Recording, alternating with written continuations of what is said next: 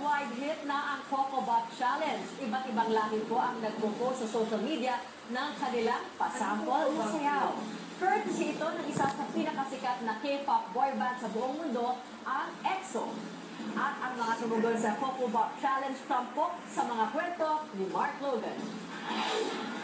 Ito yung moment na kapag nasuyo pa, nakabibiling-piling na lang ang iyong maririnig. Galing sa mga nakatanggol 24/7 sa mga ganap sa mundo ng K-pop.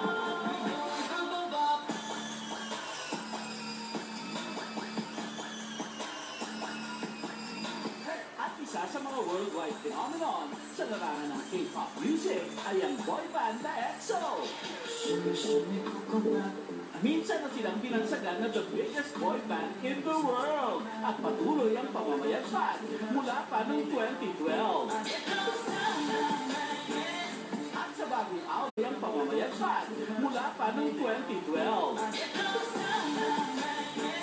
At sa bagong album na The War ng halimaw ng K-pop, taking the world by storm, ang Coco Bop.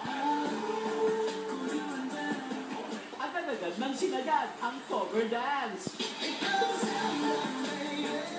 Wala pang isang buwan mula nang ma-release, iba't ibang lahi na rin ang tumugon sa Coco Bop Challenge. Choreography na parang napadaan lang, parang lahat tipong biglaan. Less effort, pasok na pasok ang iyong the moves. Maging sino ka man, o maging lolo ka man, iba rin ginalingan Kayo, will you take the Coco Bop Challenge?